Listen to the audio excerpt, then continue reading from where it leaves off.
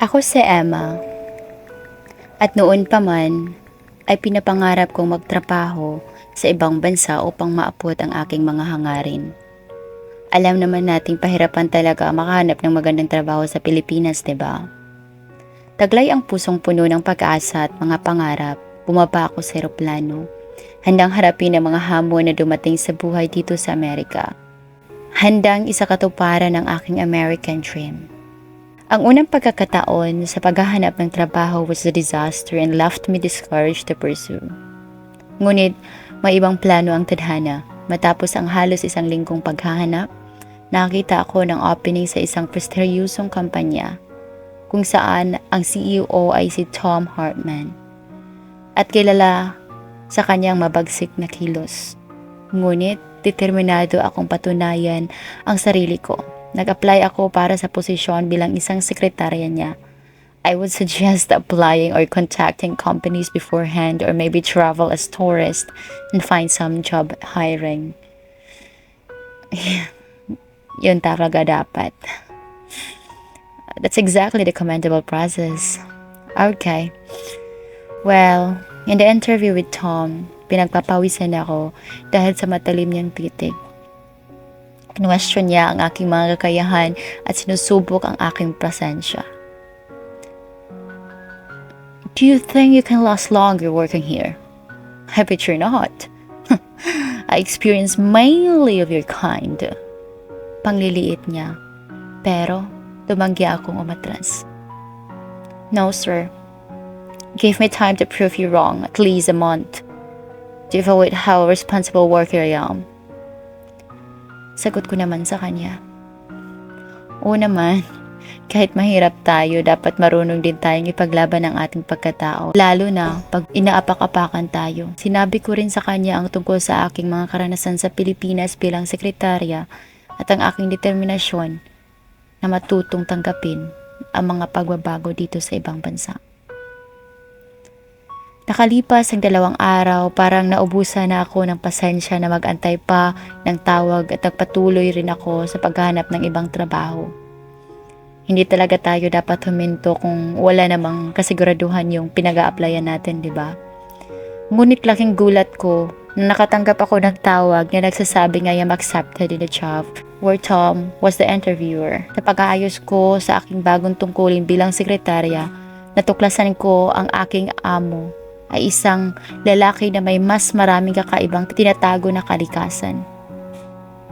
Siya ay dedikado, matalino, ngunit nagkikimkim ng mga sugat mula sa kanyang nakaraan na nagpapalayo sa kanya sa mga tao. Hindi man sa pagmamayabang, pero natutunan ko rin ang mga pasikot-sikot ng aking bagong trabaho. Struggling dahil may dapat patunayan sa loob ng 1 buwan at dapat maunawaan ang mga inaasahan ni Tom. Ang mga huling gabi ay naging madaling araw, ngunit nagkaroon ako ng bagong misyon para sa sarili. Gustong-gusto kong maintindihan ng maigi ang aking amo. Nagkaroon kami ng pagkakataong magkausap ng masinsinan matapos ang mga business trips niya na kasama ako. Isang gabi, habang kami ay nag-chill out lamang sa dalampasigan matapos ang back-to-back meetings with clients, dahan-dahan, nagsimula siyang magbukas tungkol sa kanyang buhay, sa kanyang mga pangarap at sa kanyang mga takot. I grew up under my dad's supervision. He was always wanting me to be the best and act according to his will. Yes, I can tell you that you think highly of me because I'm your boss. However, it feels suffocating. It feels uncomfortable when people think of you as a walking ATM machine. I mean, I know you don't think of me that way. Napaluha ako at naintindihan ko ang mga sinabi niya. Tama din naman siya. Kung ang mga mahihirap ay may mga problema, sila din naman.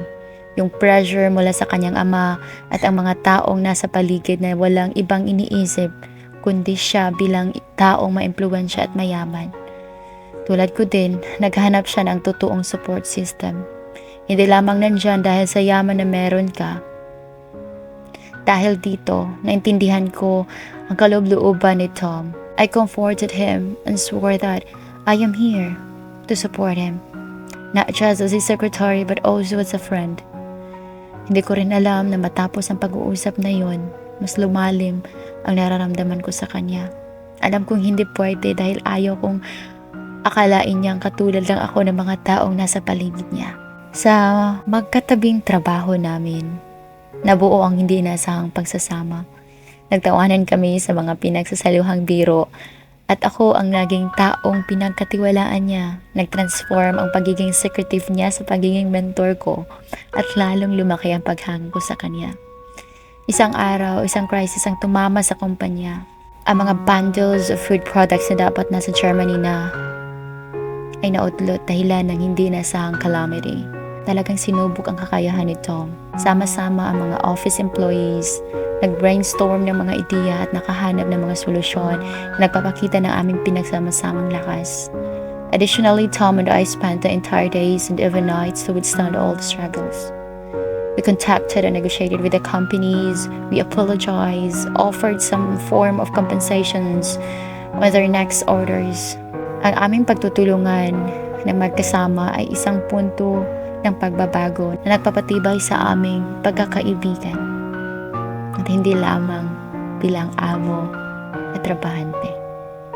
Habang lumilipas ang panahon, lumalalim ang aming koneksyon. Sa labas ng trabaho, kinalugad namin ang mga lungsod, nagbabahagi ng mga kwento at tumaklas ng mga karaniwang interes. Sinamahan din ako ni Tom sa mga paglalakbay upang makita ang mga napakagandang tanawin dito sa lugar. Ang lalaking dati kong hindi malapitan na amo ay naging pinakamalapit kong kaibigan. Hindi ko akalain yun.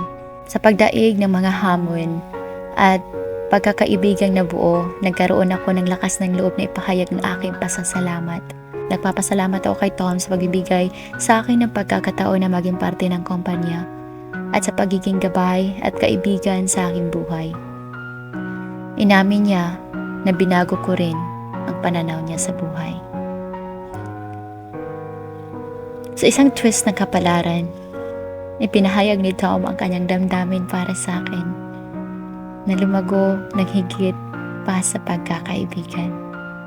Cut off guard ako noon na pagtanto ko na ang aking damdamin ay sumasalamin sa kanya.